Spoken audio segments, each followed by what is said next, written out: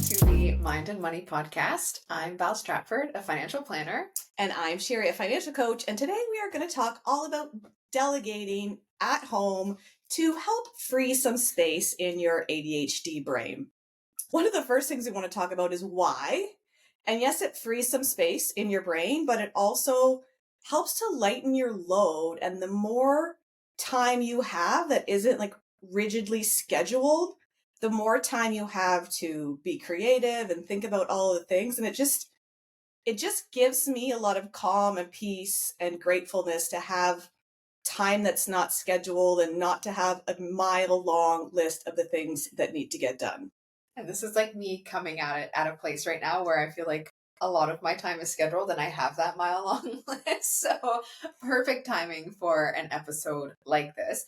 But speaking with clients that are either business owners or their employees, I tend to see that women in general, females in general, carry a lot more on their plate, especially when it comes to household duties. Would you say that's fair that you're also seeing that as well? I definitely agree. I work with actually, I don't remember the last time I had a client that wasn't female, but I work with female clients mainly that have ADHD, mainly that are mothers in traditional male-female relationships. And I tend to see a lot of not only the mental load, but the actual task load fall on the female head of household. I see this as the women head of households being more like the manager of the household. They're moving all of the pieces, but they're also thinking about all of the things. And I think part of that is because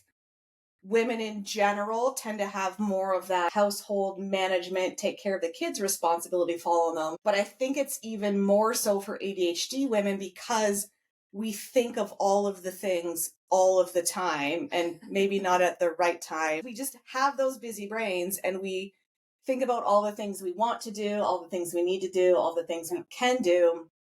And we tend to keep it all in our heads and not let it out. And some of that probably comes from experiences of delegation that just went to shit. The busy brains is a huge part for me. I think that I'm always thinking about the bigger picture, the smaller things that need to be done, the decluttering, the this is happening next week, so we have to get this for it. Like the brain, my hamster wheels are always spinning. So when it comes to delegating, I also have a bit of a tough time, like totally giving a task away and being like, this is now yours. And to trust that it gets done in a way that I would want it to get done. But I know I have to let that go. I know part of that delegation comes, like part of that discomfort comes with the delegation of accepting that it's not going to get done how I want it to get done. And I can remember that as like from childhood, having chores and then feeling overwhelmed and then not wanting to almost like give those chores up because I didn't think anyone else could do it that way. And that really resonates with me too. And it's just trying to find those ways to just go with done is better than perfect for yourself and the things that you're doing, but also when it comes to delegation, whether you're delegating that to a spouse or partner, a kid, somebody that you're hiring, being able to have that time back and that mental capacity back, just like letting it go. And it's hard. And this actually came from a book that I'm reading, How to ADHD. And one of the things that she mentioned was not to delegate part of a task, to really let a whole task, like in all the encompassing parts of it, go. And just a few examples are instead of sending a spouse or partner or an adult kid to the grocery store with a list one day that you've created and that you've thought of all of the meals for, actually delegating okay, you're now responsible in a way that's a mutual conversation with a spouse or partner, like openly saying like, I'm feeling overstressed. I'm feeling like I have too much on my plate. What can we do? And what tasks can we divide and delegate to one another? Because maybe you're not working on the things that you like. So for me personally, if my husband was in charge of the money, that wouldn't be cool. I wouldn't be able to let that go. But there's other aspects that are things that I do that are like, yeah, it's okay. it'll like done is better than perfect in other areas where I'm like, money, I must do it myself. Right. So instead of just delegating the grocery shopping one time, delegating the task of, okay, it's now off my plate and on your plate to bring food into the home and have a high level plan for the meals so that we don't all starve. Yeah. And just thinking about whole tasks that you're okay with not being responsible for. Right. Or like laundry is yours. Like giving away that whole piece and not letting perfection be the enemy of good enough. And sometimes that might mean walking by like a pile of groceries that needs to be put away, or laundry that needs to be washed, or maybe a sweater going into the dryer that shouldn't and gets ruined. It's like, it's give and take and figuring out what is okay to not be done exactly perfectly by you. And I say perfectly, and I'm using air quotes here, but you can't see it because you're probably just listening. What the way you do it might be perfect to you, but somebody else in your household might think that you're a shit show, because we probably are. And if it comes to laundry, that probably means for us, baskets are piled up. Some way there's something that's happening with the task that the other people in our household are maybe not okay with. There's got to be some listeners out there like myself when you're talking about like walking past the groceries or the sweater going in the dryer. I feel myself internally just wanting to help and wanting to stick my hands back into that task and be like, I've got this. Don't worry about it. Like, I'll just take this over. And I wonder that piece of control that comes up, is it a piece of that ADHD of I've done this so well and I've hyper focused on it so well. I've done this so well and I've mastered it, if you will. So then now that someone else is taking over my art of the family groceries, and a bit of the piece too that comes in is like maybe not it being a part of my identity, but it being a way that I'm showing, not showing up. What's the word that I want? I think like maybe taking care of others. Yes, like taking care and like being in that like maternal role, but it doesn't actually make me a better mom or wife.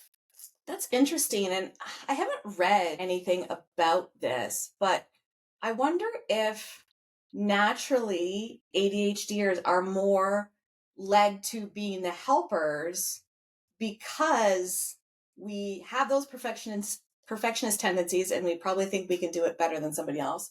But we also really in tune to people's emotions.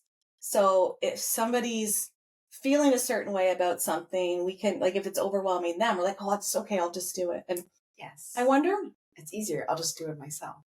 I wonder if we have a conversation with a spouse or partner about like household responsibilities and kind of list the things out that are on our plate to potentially like have some of those plates shifted. I wonder if there's ever a situation where the spouse or partner be like, oh dear fucking God, thank God, can I please do the laundry? I can't stand how you're doing it. I just can't do it. Well, there's a game that Rachel showed to us, our photographer friend Rachel, and it's called Fair Play. And I believe it's a deck of cards. I have yet to purchase it, but it's in my Amazon cart. It's waiting. It's not a need, it's a want. I have yet to purchase it, but from my understanding, it's a deck of cards with the different things that might fall into a household's onto a plate. And then you put them out, like, well, I do this one, and then you rearrange them, I assume. So then it's more even. Yep. And it was interesting when I was reading this in the book, talking about full tasks, because, and maybe this is because I'm still holding things too close that I need to do them, because I've had a lot of success, my husband and I, with delegation of piecemealing the tasks out. So I wash and dry the laundry and my husband folds it.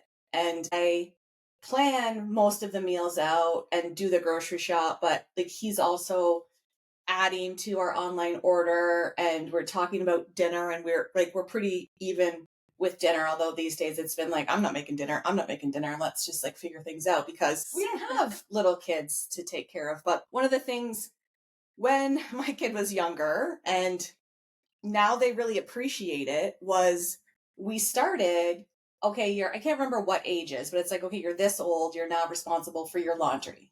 Yes. You're this old, you're now responsible for dinner one day a week. And that evolved pretty in a pretty organic way to, okay, it's macaroni and cheese, it's grilled Yeah. cheese, to here is the list of spices that I need you to purchase, mom, for the exotic meal that I found online that I'm going to cook. So, and when they went away to school, they were very appreciative of that. Like there were times when it's like, mom, I don't want to do that. Like, I don't want to cook. I don't want to, like, my Yeah. friends don't have to do this. Why do I have to do it?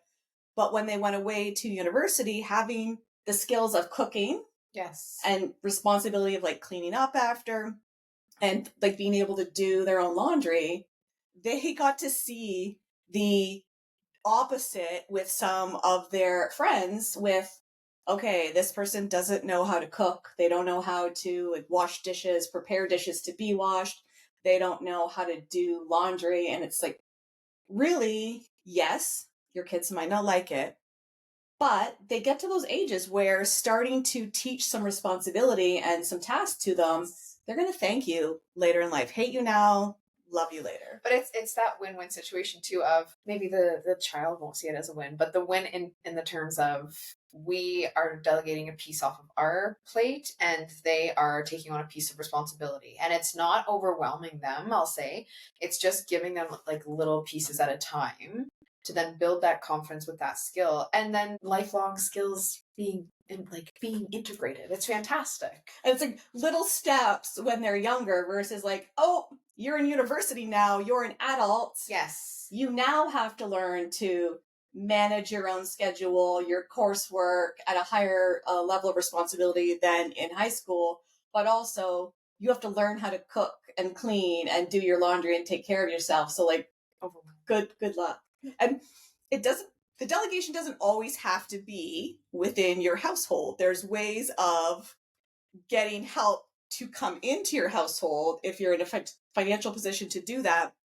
But also, if you have the ability to work more overtime or spend more time in your business because you hire help into your household, chances are you're able to replace those tasks and earn more money that more than covers the tasks that you're hiring out. So, one of the first things that I always think is a great idea is bringing somebody in to clean. And Yeah. it's an area where, yes, you have to find somebody that you trust, For sure.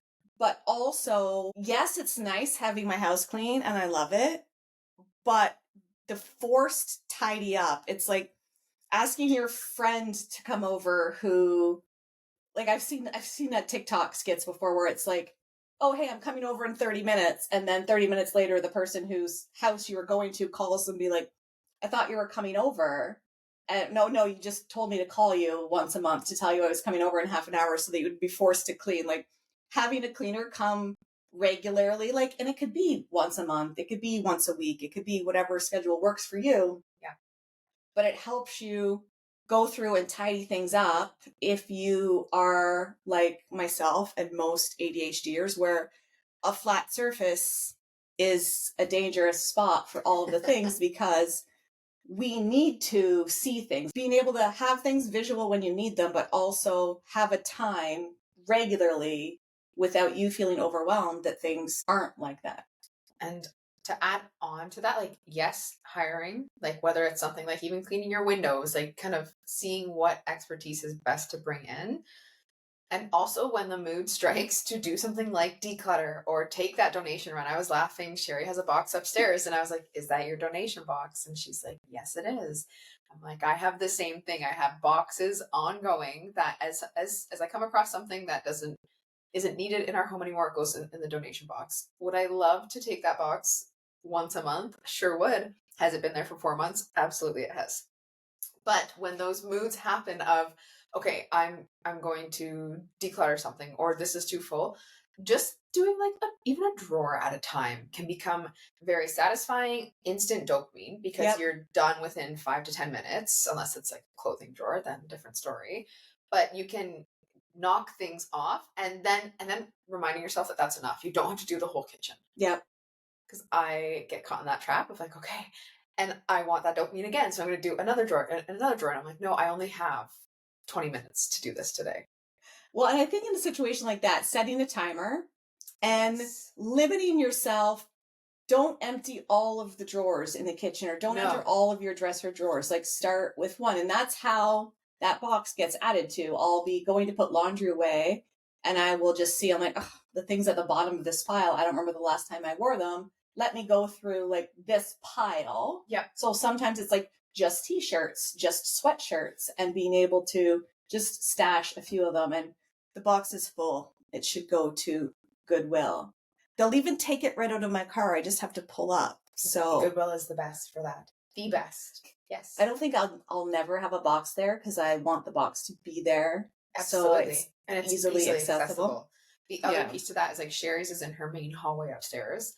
Mine is in my basement. So I'll set something in the kitchen and then I'll go downstairs to my office desk and then it will make it to the box where I'm working on just putting it where it needs to go. Ooh. But having that box so accessible that you're always close to it.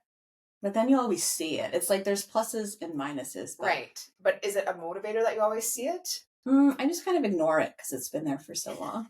And So I just want to share one more tip because we've surprisingly derailed and changed topics about 8 times.